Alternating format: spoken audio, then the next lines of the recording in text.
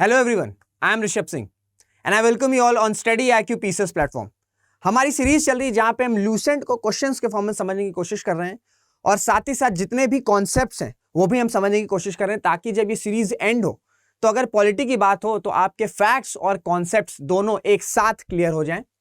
इस सीरीज में ये शायद हमारी 12वीं या 13वीं वीडियो है। उम्मीद करता हूं कि इससे पहले जितने भी वीडियोज आए हैं आप उन्हें जरूर देखे होंगे, नहीं देखें तो उसे जरूर से देखिएगा क्योंकि काफी ज्यादा इंपॉर्टेंट कॉन्सेप्ट्स हम डिस्कस कर चुके हैं। वीडियो स्टार्ट करने से पहले एक मैं आपसे बात कहना चाहूंगा कि आप लोग कमेंट्स जरूर करिए। जो भी मैं आपको टास्क देता हूं वीडियोस में या जो भी है आप उसे कमेंट में जरूर पिन डाउन किया करिए क्योंकि कमेंट्स के थ्रू क्या होगा ना, एंगेजमेंट्स होती है और हमें पता चलता है कि आपकी जो प्रिपरेशन उसका लेवल क्या है और ये जो सीरीज मैं लेके आया हूं वो आपके लिए कितनी ज्यादा यूजफुल हो रही है। तो कमेंट जरूर किया करिए, अपने व्यूज जरूर बताया करिए। चलिए फिर स्टार्ट करते हैं सेशन को। पहला क्वेश्चन क्या कह रहा है, consider the following statement, There are 11 fundamental duties laid down in the Constitution of India for every citizen of India। यानी कि 11 फंडामेंटल ड्यूटीज मेंशन्ड है। अगर संविधान की बात करें तो पूरी तरीके से सही है। आसान सा क्वेश्चन है, मैंने ये सारी चीजें कई बार डिस्कस कर चुके हैं। तो पहले अगर फंडामेंटल ड्यूटीज की बात करें तो पहले 10 फंडामेंटल ड्यूटीज थी, बाद में एक अमेंडमेंट के थ्रू आपका 11th फंडामेंटल ड्यूटी ऐड की गई, तो अभी टोटल मिला के 11 फंडामेंटल ड्यूटी है। There is no provision in the constitution of India for direct enforcement of the fundamental duties. ये भी पूरी तरीके से सही है, यानी कि फंडामेंटल ड्यूटीज जो है वो आपकी नॉन जस्टिसेबल है, यानी कि जस्टिसेबल नहीं है। यानी कि अगर फंडामेंटल ड्यूटी कोई नहीं कर रहा है तो ये एनफोर्स नहीं की जा सकती है, ये एनफोर्स्ड नहीं की जा सकती। जैसे फंडामेंटल राइट्स की अगर बात करें तो फंडामेंटल राइट्स आपकी एनफोर्स्ड है, वो जुडिशरी के द्वारा एनफोर्स की जाती है, करी जा सकती है। पर फंडामेंटल ड्यूटीज की बात करें तो वो एनफोर्स्ड नहीं है। ये भी स्टेटमेंट पूरी तरीके से क्लियर। और थर्ड कह रहा है कि one of the fundamental duties of every citizen of India is to cast his her vote in general और स्टेट इलेक्शंस। अब देखिए, जो राइट टू वोट है ये आपका फंडामेंटल ड्यूटी नहीं है, ये आपकी लीगल राइट है, ये आपकी कॉन्स्टिट्यूशनल राइट है। तो अगर हम फर्स्ट ऑप्शन को देखें तो पूरी तरीके से सही है। फर्स्ट ऑप्शन क्या कह रहा है, फर्स्ट ऑप्शन ये कह रहा है कि संविधान में 11 फंडामेंटल ड्यूटीज है। ऑब्वियसली बिल्कुल सही बात है, पहले 10 थी, बाद में एक अमेंडमेंट हुआ, उसके बाद 11th फंडामेंटल ड्यूटी ऐड की गई। आपको एक टास्क दे रहा हूं कि वो कौन सा अमेंडमेंट था, ये आपको बताना है। वो कौन सा अमेंडमेंट था जिसके थ्रू आपका 11th फंडामेंटल ड्यूटी ऐड की गई। जो भी मैं टास्क देता हूं उसे आप जरूर से कमेंट में पिन डाउन किया करिए क्योंकि उससे क्या होता है ना, जब आपको मैं कोई टास्क दिया हूं तो आप उसके बारे में सर्च करते हो और जब आप सर्च करते हो ना तो आपकी खुद की भी एक अंडरस्टैंडिंग हो जाती है। मैं एक बार आपको पढ़ा दिया हूं, एक बार जब आप खुद से सर्च करोगे तो एक डबल रिवीजन टाइप का हो जाता है। तो इसको ध्यान रखिएगा, ये जो मैं टास्क दिया उसको जरूर से बताइए किस अमेंडमेंट के थ्रू आपका 11th फंडामेंटल ड्यूटी ऐड की गई थी। फिर सेकंड की बात करें तो ये आपका इन्फोर्सेबल है, इन्फोर्सेबल नहीं है। फंडामेंटल ड्यूटीज की बात करें और अगर हम राइट टू वोट की बात करें तो आपकी फंडामेंटल ड्यूटी नहीं, वो आपका हक है, वो आपका हक है कि आपको वोट डालना है। तो अगर हम दोगे तो 1 और 2 स्टेटमेंट, पहला और दूसरा स्टेटमेंट सही है और जो तीसरा है वो पूरी तरीके से गलत है। आसान सा स्टेटमेंट था, बहुत ज्यादा टफ क्वेश्चन नहीं था। नेक्स्ट क्वेश्चन की तरफ चलते हैं।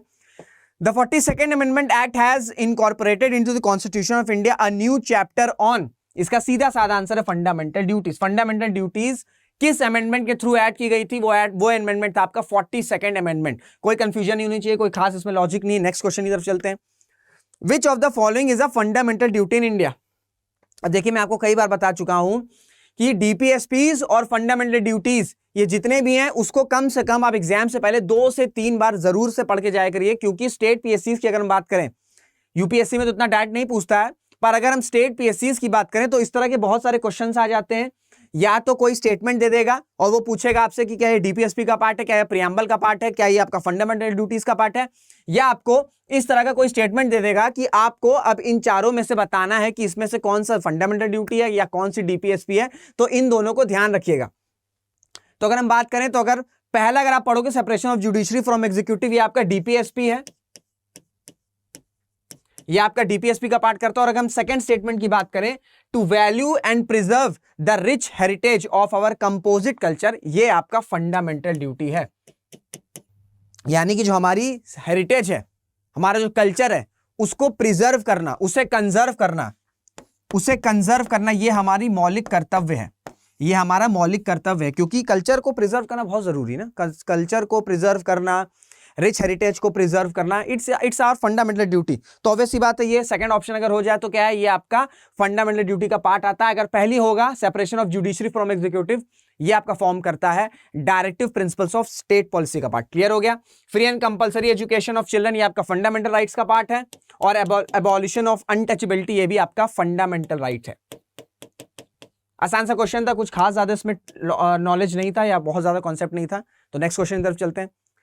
नेक्स्ट पूछ रहा है कि इनमें से कौन सा इनकरेक्ट है। अच्छा हाँ, कभी कभी क्या होता है ना, एग्जाम में हम इतने ज्यादा पैनिक रहते हैं या इतना बहुत अगर आसान सा क्वेश्चन दिख जाता है तो हम इतने ज्यादा खुश हो जाते हैं, एक्साइट हो जाते हैं कि हम करेक्ट और इनकरेक्ट पढ़ते ही नहीं है। बस विच ऑफ द फॉलोइंग देखा, बस आ रहा है आसान सा क्वेश्चन है, मारा और बस चल दिए। फिर जब घर आते हैं फिर देखते हैं अच्छा ये तो इनकरेक्ट दिया होता। तो इनकरेक्ट और करेक्ट को जरा ध्यान से, क्वेश्चन जितने भी क्वेश्चंस आ रहे हैं एग्जाम में, जब आप प्री देने बैठ रहे हो किसी भी एग्जाम का, बीट यूपीएससी और बीट एनी स्टेट अदर पीएससीज, आप क्वेश्चंस को बहुत अच्छे से गॉन थ्रू करिएगा।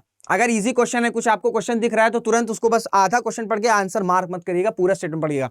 तो ये स्टेटमेंट कह रहा है कि इसमें से कौन सा स्टेटमेंट जो है वो इनकरेक्ट है, यानी कि इसमें से कौन सा स्टेटमेंट गलत है। तो कौन कौन सा है? Fundamental duties are part of the fundamental rights. ये भाई तो पहले ही स्टेटमेंट गलत हो गया ना, फंडामेंटल राइट्स का पार्ट तो है ही नहीं। फंडामेंटल ड्यूटीज अलग चैप्टर है, fundamental rights it is an अलग चैप्टर। सो ये जो आपका स्टेटमेंट है ये ऑब्वियसली इनकरेक्ट है या रॉन्ग है। नेक्स्ट क्वेश्चन इधर नेक्स्ट देख लेते हैं। Fundamental duties are not a part of fundamental rights, ये पूरी तरीके से सही है। Fundamental duties are enumerated in the part 4A of the Indian constitution, ये भी सही है। पार्ट 4 किसका है? पार्ट 4 आपका डीपीएसपी है, पार्ट 4A आपका फंडामेंटल ड्यूटीज है। और article 51A explain 11 fundamental duties of every citizen. Obvious सी बात है कि आर्टिकल 51A की बात करें तो आपके 11 फंडामेंटल ड्यूटीज को एक्सप्लेन करता है। तो ये 3 स्टेटमेंट सही है पूरी तरीके से। और अगर जो पहला स्टेटमेंट दिया हुआ है, पहला स्टेटमेंट क्या दिया हुआ है? पहला स्टेटमेंट ये दिया हुआ है कि fundamental duties are the part of the fundamental rights, तो ये स्टेटमेंट जो है ये पूरी तरीके से गलत है। तो ये हो गया, क्लियर हो गया। देखिए अब एक स्टेटमेंट आता है आपके पास कि rights and duties are correlated, यानी कि अगर हम फंडामेंटल ड्यूटीज की बात करें, हमारे मौलिक अधिकारों की बात करें और हमारे मौलिक कर्तव्यों की बात करें, तो ये आपके क्लोजली रिलेटेड होते हैं, ये आपके क्लोजली रिलेटेड होते हैं।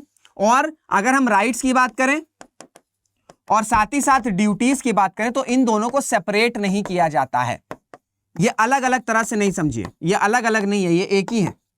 हालांकि ये स्टेटमेंट गलत है पर मैं आपको एक ये थोड़ा सा कंसेप्ट समझाना चाह रहा हूं, क्योंकि देखिए अगर हम मौलिक अधिकार की बात करें, हमको संविधान ने राइट्स दिए हैं, फंडामेंटल राइट्स हमको दिए हैं, और इसके बदले हमें अपने फंडामेंटल ड्यूटीज परफॉर्म करने चाहिए, क्योंकि हमें राइट्स तो मिले हैं। अब हम भी तो कुछ देश को देंगे ना, उस देश वो हम कैसे दे सकते हैं? वो हम दे सकते हैं जो हमारी फंडामेंटल ड्यूटीज है उसे परफॉर्म करके। तो इस वजह से जो फंडामेंटल राइट्स हैं और जो आपके फंडामेंटल ड्यूटीज हैं ये क्लोजली रिलेटेड है। हालांकि पार्ट नहीं है, they are not part of it each other, but they are closely related, और इन दोनों को हम अलग नहीं कर सकते। They are not separated from each other, यानी कि फंडामेंटल राइट्स जितने ज्यादा जरूरी हैं एक सिटीजन के लिए, उसी तरीके से एक सिटीजन को फंडामेंटल ड्यूटीज परफॉर्म करना भी उतना ज्यादा जरूरी है। उसी से क्या होगा, जो इंडिया है, जो हमारा देश है ना, वो ग्रो करेगा, क्योंकि देश ने हमको हमारे को मौलिक अधिकार दिया, संविधान ने हमको हमारे मौलिक अधिकार दिए हैं, जो जिसको प्रोटेक्ट भी किया गया, जुडिशरी के द्वारा वो प्रोटेक्टेड है। उसी तरीके से जो फंडामेंटल ड्यूटीज है वो भी उतनी ज्यादा जरूरी है, हमारे कर्तव्य भी उतने ज्यादा जरूरी हैं, हम उन्हें परफॉर्म करें, ताकि जो हमारा देश है, ये महान देश जो है, इसे और महानतम बनाया जा सके। वो तब होगा जब हम अपनी फंडामेंटल ड्यूटीज है उन्हें परफॉर्म करते चलेंगे। फंडामेंटल राइट्स तो हमारे पास है, वो प्रोटेक्टेड भी है जुडिशरी के थ्रू, पर फंडामेंटल ड्यूटीज पे भी हमारा फोकस उतना ज्यादा होना चाहिए, क्योंकि both are closely related. Fundamental rights and fundamental duties are closely related and they can't be separated. Clear हो गया? But they are not part of each other, मतलब ये उसके अंदर नहीं आता। स्टेटमेंट क्लियर हो गया? थोड़ा सा कंसेप्ट तो मैं सोचा आपको बता दूं, क्योंकि इस तरह के स्टेटमेंट्स आ जाते हैं, ये थोड़े कॉन्सेप्ट वाले स्टेटमेंट, इस तरह के स्टेटमेंट आ जाते हैं कि दे आर क्लोजली रिलेटेड और दे can't be separated from each other, तो ये एकदम स्टेटमेंट सही है। ये थोड़े से कंसेप्ट वाले क्वेश्चंस होते हैं, और ये यूपीएससी में आपसे कई बार इस तरह के स्टेटमेंट्स आ रहे हैं। अगर प्रीलिम्स को आप गॉन थ्रू करोगे लास्ट कुछ प्रीवियस ईयर्स पेपर से, तो आपको इस तरह के क्वेश्चंस दिख जाते हैं। कुछ बहुत ज्यादा नहीं होते हैं, पर इस तरह के कुछ क्वेश्चंस रहते हैं जहां पे आपको अपनी थोड़ी सी अंडरस्टैंडिंग को अप्लाई करके क्वेश्चन को सॉल्व करना रहता है, तो इसलिए मैंने आपको ये चीज बता दी। Next question, which of the following statement regarding the fundamental duties contained in the constitution of India are correct? मतलब कि फंडामेंटल ड्यूटीज में क्या क्या चीजें वो करेक्ट है। Fundamental duties can be enforced through writ jurisdiction, देखिए नहीं हो सकता है। रिट ज्यूरिसडिक्शन कब अप्लाई होता है? रिट ज्यूरिसडिक्शन आपका अप्लाई होता है जब आपका फंडामेंटल राइट वॉयलेट किया जा रहा है। तो फंडामेंटल राइट अगर वॉयलेट हुआ है आपका स्टेट के द्वारा, तो जुडिशरी रिट का इस्तेमाल करके आपके फंडामेंटल राइट्स के वॉयलेशन को, जो वॉयलेट हुआ है उसको रिस्टोर करेगी और आपके फंडामेंटल राइट्स को प्रोटेक्ट करेगी। तो पर वो चीज फंडामेंटल ड्यूटीज के लिए नहीं है। तो ये स्टेटमेंट गलत हो गया। फंडामेंटल राइट्स होता तो ये पूरी तरीके से स्टेटमेंट सही होता, क्योंकि फंडामेंटल राइट्स जो है वो आपके जस्टिसेबल है, पर fundamental duties are non justiciable. Fundamental duties have formed a part of the constitution of India since its adoption. ये तो स्टेटमेंट गलत है भाई। जब संविधान बना था तब मौलिक अधिकार तब आपके मौलिक कर्तव्य नहीं थे, फंडामेंटल ड्यूटीज तब संविधान का पार्ट नहीं था। ये तो 42nd अमेंडमेंट एक्ट जब बना, जब पास हुआ, उसमें फंडामेंटल ड्यूटीज जो है उसका एक पार्ट ऐड किया गया और एक नया आर्टिकल बनाया गया। तो ये स्टेटमेंट ही पूरी तरीके से गलत हो गया। Fundamental duties have become a part of the constitution of India in accordance with the recommendation of the स्वर्ण सिंह कमेटी। अब ये इंपॉर्टेंट क्वेश्चन है। क्या होता है कि फंडामेंटल ड्यूटीज को रिकमेंड किस कमेटी ने किया था? कभी कभी डायरेक्ट क्वेश्चन पूछ लेता है आपका स्टेट पीएससीज में। तो वो कमेटी कौन सी थी? वो कमेटी थी आपकी स्वर्ण सिंह कमेटी। वो कमेटी कौन सी थी? आपकी स्वर्ण सिंह कमेटी उसका आंसर था। तो fundamental duties are applicable only to citizens of India. और ये भी यार लॉजिकल वाला क्वेश्चन है ना, कि सिर्फ भारत के जो नागरिक हैं उन्हीं के लिए एप्लीकेबल है। अब कोई टूरिस्ट आया है, कोई फॉरनर आया है घूमने के लिए, इंडिया आया घूमने के लिए, तो मुझसे फंडामेंटल ड्यूटीज नहीं परफॉर्म करने लग जाएंगे ना। तो ये जो सिटीजन, ये जो फंडामेंटल ड्यूटीज है ये सिटीजंस के लिए। तो कौन कौन से स्टेटमेंट सही हो गया? आपके 3 और 4 स्टेटमेंट पूरी तरीके से सही है। तो आंसर हो जाएगा आपका 3 और 4। अब ये देखिए, इसमें क्वेश्चन सॉल्व करना बहुत ज्यादा मोटिव नहीं है, क्वेश्चन को, ये स्टेटमेंट को समझना बहुत ज्यादा जरूरी है।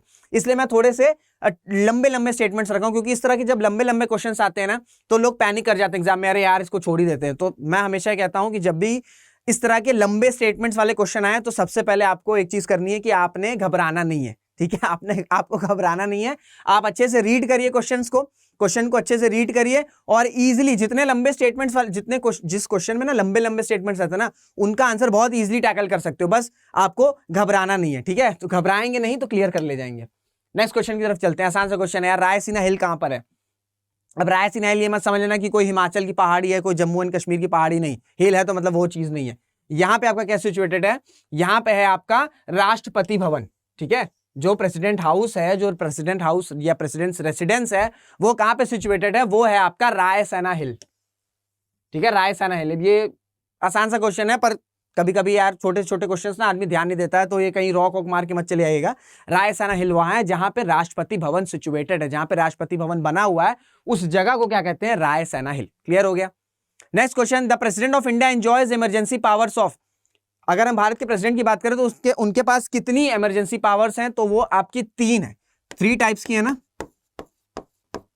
एक आपका नेशनल इमरजेंसी है, एक आपका नेशनल इमरजेंसी है, फिर सेकंड आपका स्टेट इमरजेंसी या प्रेसिडेंट रूल। प्रेसिडेंट रूल को स्टेट इमरजेंसी भी कहते हैं, तो कंफ्यूज मत हो जाइएगा। स्टेट इमरजेंसी और प्रेसिडेंट्स रूल, और प्रेसिडेंट्स रूल, और जो थर्ड है वो है आपका फाइनेंशियल, और जो थर्ड है वो आपका फाइनेंशियल इमरजेंसी। आसान सा क्वेश्चन है, कोई खास लॉजिक है नहीं इसमें। 3 टाइप के इमरजेंसीज हैं। कौन कौन सी? National emergency, you have national emergency, then you have state emergency, state emergency को प्रेसिडेंट रूल्स भी कहते हैं, and in the last you have financial emergency. Clear हो गया। Next question, how many times can the president of India seek reelection of his post? यानी कि कितनी बार कोई प्रेसिडेंट दोबारा प्रेसिडेंट बन सकता है। तो इसकी कोई लिमिट नहीं है, कोई लिमिट नहीं। कोई ऐसा नहीं कि अगर कोई एक बार प्रेसिडेंट बन गया है तो दोबारा प्रेसिडेंट नहीं बन सकता है। तो कोई ऐसा लिमिट नहीं लगाई गई है कि एक बार कोई एक प्रेसिडेंट बन सकता है। जैसे यूएसए की बात करें तो यूएसए में आप 2 बार से ज्यादा प्रेसिडेंट नहीं बन सकते हो। अगर आप 2 बार बैक टू बैक आप प्रेसिडेंट बन गए हो, 2 टाइम्स अगर आपके टर्म आपने सर्व कर दिया है, तो उसके बाद आप प्रेसिडेंट जो है उसका इलेक्शन कंटेस्ट नहीं कर सकते हो। पर इंडिया में बी इट प्राइम मिनिस्टर और बी इट प्रेसिडेंट, ऐसी कोई लिमिट नहीं है, ऐसी कोई लिमिट नहीं है। आप जितनी बार चाहे, मतलब अगर आप इलेक्शन जीत रहे हो तो आप पोस्ट के लिए एलिजिबल हो। यूएसए में पर क्या है? यूएसए में यह है कि आप 2 टर्म के बाद आप प्रेसिडेंट का इलेक्शन कंटेस्ट नहीं कर सकते। तो ये स्टेटमेंट ध्यान रखना, क्योंकि क्या होता है ना, कई बार इंडिया और यूएस के कॉन्स्टिट्यूशन से कंपेयर किए गए क्वेश्चंस बहुत ज्यादा पूछ लेते हैं, तो इसको ये स्टेटमेंट ध्यान रख लीजिएगा। विच of the following appointments is not made by the president of India. अब ये हमेशा ध्यान रखिएगा, नॉट लिखा हुआ है, यानी कि मेड, नॉट मेड मतलब इनमें से कौन सा ऐसा पोस्ट है जिसको प्रेसिडेंट के द्वारा अपॉइंट नहीं किया जाता है। तो अगर हम चीफ जस्टिस ऑफ इंडिया की बात करें तो प्रेसिडेंट के द्वारा अपॉइंट किए जाते हैं।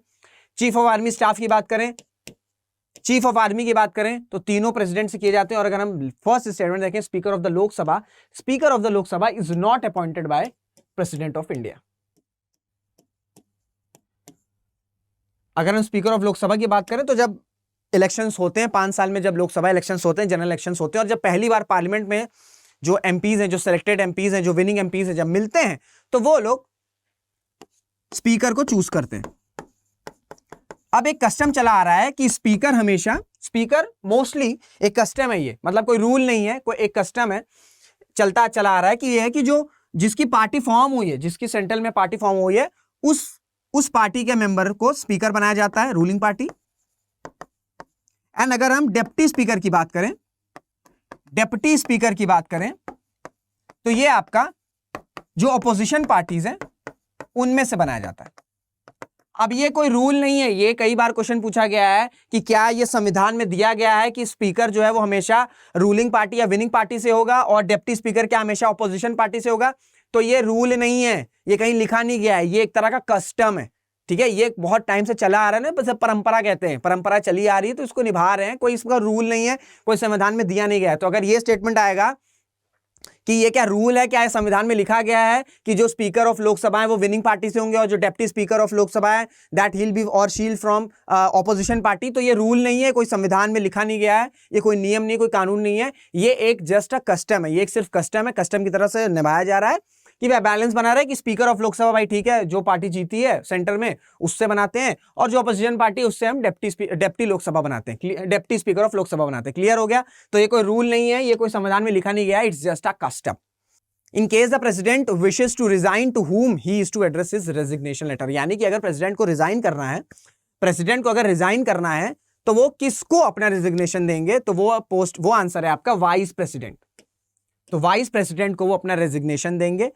और जब प्रेसिडेंट की पोस्ट वेकेंट हो जाती है, सपोज करिए प्रेसिडेंट ने रिजाइन किया हुआ है, तो विद इन 6 मंथ मतलब 6 महीने के भीतर 6 महीने के भीतर नेक्स्ट प्रेसिडेंट को अपॉइंट करना रहता है।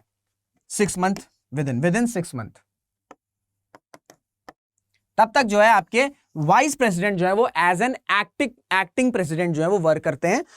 और विद इन 6 मंथ मतलब 6 महीने के भीतर नए प्रेसिडेंट को या प्रेसिडेंट की जो पोस्ट है उसे फिल करना रहता है।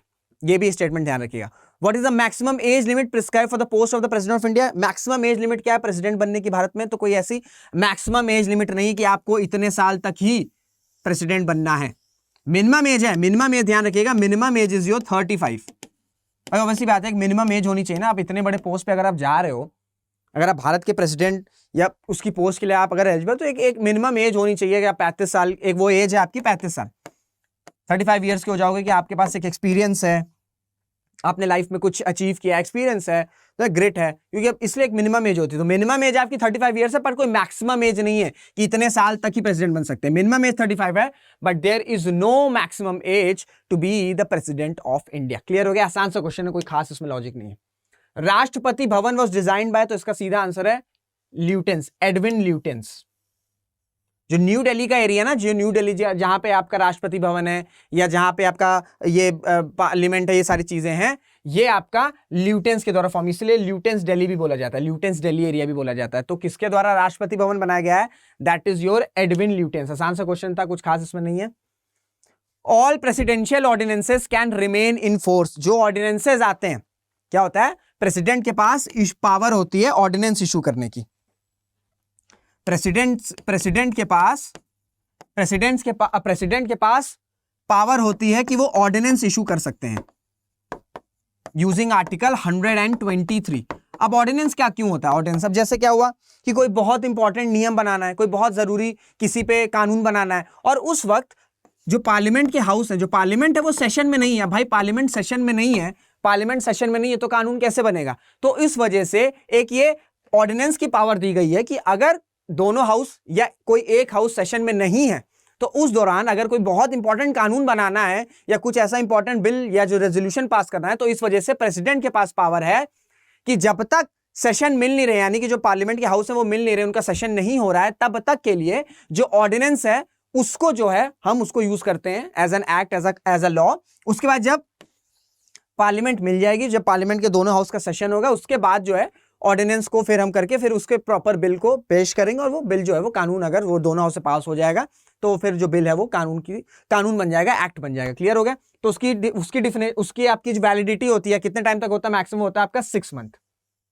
और ये कई बार क्वेश्चन पूछा गया है कि मैक्सिमम वैलिडिटी कितनी होती है, तो 6 मंथ 6 वीक्स। ये तो भाई एकदम यार कई बार क्वेश्चन पूछा गया, इसको तो मिस ही मत कर लेना। इसको अगर आपको ध्यान नहीं तो इसको एकदम लिख लो, याद कर लो। मतलब 6 मंथ 6 वीक्स जो होती है आपकी ऑर्डिनेंस की मैक्सिमम टाइम लिमिट होती है। तो क्यों ऑर्डिनेंस की पावर दी गई ये बता दिया, किस आर्टिकल से होती है ये बता दिया, और इसकी मैक्सिमम टाइम क्या होती है ये बता दिया। क्लियर हो गया? Who can initiate impeachment of the president, मतलब अगर प्रेसिडेंट को हटाना है, इंपीच करना है, तो वो कौन उसे इनिशिएट कर सकता है? तो मैं आपको इसको इंपीचमेंट के बारे में बताया हूं कि 1/4 members of either house of the parliament. ये प्रेसिडेंट नहीं है, ये पार्लियामेंट है। ठीक है, ये गलत है, इट्स पार्लियामेंट। यानी कि देखिए, अगर प्रेसिडेंट को इंपीच करना है, आपको प्रोसेस बताता हूं। अगर प्रेसिडेंट को इंपीच करना, प्रोसेस ये होता है कि पहले इंपीचमेंट का जो रेजोल्यूशन है उसको पास करना पड़ेगा। वो पास करने की क्या कंडीशन होती है? वो पास करने की कंडीशन होती है कि 1/4 मेंबर्स जो हैं, अब ये किसी भी हाउस में है, मैं ईदर हाउस बोल रहा हूं, वो लोकसभा भी हो सकता है, वो राज्यसभा भी हो सकता है। सपोज करिए राज्यसभा में वो रेजोल्यूशन पास हो रहा है, तो 1/4 मेंबर जो राज्यसभा के हैं सबसे पहले उस रेजोल्यूशन को पास करेंगे। अगर वो रेजोल्यूशन पास नहीं होगा तो इंपीचमेंट प्रोसेस स्टार्ट ही नहीं हो सकता है। जब ये रेजोल्यूशन पास हो जाएगा, और इसके साथ साथ 14 दिन का प्रायर नोटिस देना रहता है प्रेसिडेंट को। 14 दिन का प्रायर नोटिस देना रहता है प्रेसिडेंट को। उसके बाद जो आपकी इंपीचमेंट प्रोसेस स्टार्ट होती है। जब ये रेजोल्यूशन पास हो जाता है, उसके बाद उस पर्टिकुलर हाउस से स्पेशल मेजॉरिटी से वो आपका पास होगा इंपीचमेंट वाला बिल। उसके बाद वो सेकंड में जाएगा, सेकंड हाउस में जाएगा। सेकंड हाउस जो चार्जेस लगे उनको इंक्वायर करेंगी। उसके दौरान प्रेसिडेंट के पास ये मौका रहता है कि वो अपनी डिफेंस में या अपनी सफाई दे सकते हैं कि जो चार्जेस लगे हैं वो गलत हैं, या जो भी है वो अपनी डिफेंस दे सकते हैं। और अगर सेकंड हाउस को भी लगेगा कि जो चार्जेस लगे हैं, कि जिसके बेसिस पे इंपीचमेंट की प्रोसेस हो रही है, वो अगर सही है और उस हाउस ने भी स्पेशल मेजॉरिटी से पास कर दिया, तो जो प्रेसिडेंट का इंपीचमेंट है वो कंप्लीट हो जाता है, और जो प्रेसिडेंट है उन्हें अपना पोस्ट छोड़ना पड़ता है।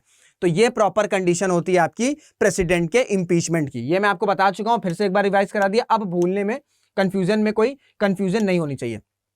तो ये था आपका आज के सेशन का, ये आपका लास्ट क्वेश्चन था, और उम्मीद करता हूं कि सारी चीजें समझ में आई होंगी। देखिए, ये जो एमसीक्यू है जो हम कर रहे हैं ना, इसमें मोटिव मेरा ये नहीं है कि सिर्फ आपको फैक्ट्स रटा दूं। ये जो इंपॉर्टेंट छोटे छोटे कंसेप्ट्स है ना, वो भी मैं आपको बताते चलता हूं। तो ये जो इंपॉर्टेंट कंसेप्ट्स मैं आपको बता रहा हूं ना, इनको या तो आप 2-3 बार या तो वीडियो देख लो, या तो अपना नोट डाउन कर लिया करो। क्योंकि नोट डाउन कर लोगे ना तो सबसे अच्छी चीज रहती है, क्योंकि आपके पास एक हैंडी नोट्स रहते हैं। एग्जाम से कुछ दिन पहले आप उसे बहुत अच्छे से रिवाइज कर सकते हो। तो ये था आज का सेशन, उम्मीद करता हूं आपको समझ में आया होगा। एंड करने से पहले आपको एक इन्फॉर्मेशन देना चाहूंगा कि अगर आपको यूपीएससी या स्टेट पीएससी आप किसी भी प्रिपरेशन कर रहे हो, आप स्टडी आईक्यू के कोर्स पे एनरोल कर सकते हो। पर गलती से अगर आप स्टडी आईक्यू पे गए और आपने एज इट इज अमाउंट पे कर दिया, तो वो आपकी बड़ी मिस्टेक हो जाएगी। तो आपको क्या करना है, आपको कोड लगा देना है मेरा RS Live, RSLIV, ये कोड लगा दोगे भाई, तो आपको जो कोर्स है, और ये कॉम्बो कोर्स की बात कर रहा हूं मैं, इसमें यूपीएससी एंड स्टेट पीएससी में आपके UP PSC, BPSC, JNK, Maharashtra, Orissa, Assam, ये 6 स्टेट्स की बात कर रहा हूं मैं। ये आपको 21,999 में मिल जाएंगे। क्योंकि क्या होता है, प्रिपरेशन एक लंबा दौर है। इस कोर्सेज की सबसे अच्छी बात यह है कि जब आप स्टडी आईक्यू में एनरोल होगे तो आपको एजुकेटर्स तो आपको बहुत अच्छे मिलते ही हैं, वो तो आपको पता ही है। एजुकेटर्स, टीचर्स स्टडी आईक्यू में बहुत अच्छे हैं। साथ ही साथ इसमें मेंटोरशिप का एक बहुत इंपॉर्टेंट वो रहता है प्रोविजन, कि आपको अगर लो ऑन कॉन्फिडेंस है तो आप मेंटर्स से 24/7 वो मेंटर्स अवेलेबल रहते हैं।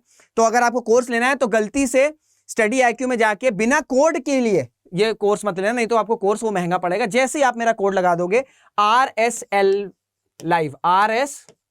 Live, that's it, simple. एक अगर आप कूपन कोड लगा दोगे, आपके जो कोर्स हैं दोनों का combo, that will be only in 21,999। Clear हो गया? ये छोटी सी इंफॉर्मेशन देनी थी। उम्मीद करता हूं कि आपको आज का वीडियो समझ में आया होगा।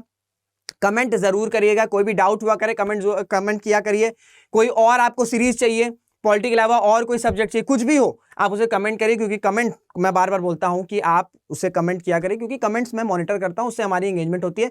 मैं कभी भी लाइक्स के लिए नहीं बोलता हूं, क्योंकि देखिए लाइक्स क्या होता है, एक ऑब्जेक्टिव चीज। अगर आपको पसंद आएगा तो ऑटोमेटिक लाइक्स करोगे। इसलिए मैं लाइक से कभी नहीं बोलता, वो आपकी विल पे मैं छोड़ा हूं कि अगर आपको अच्छा लग रहा है तो आप ऑटोमेटिक लाइक्स करेंगे।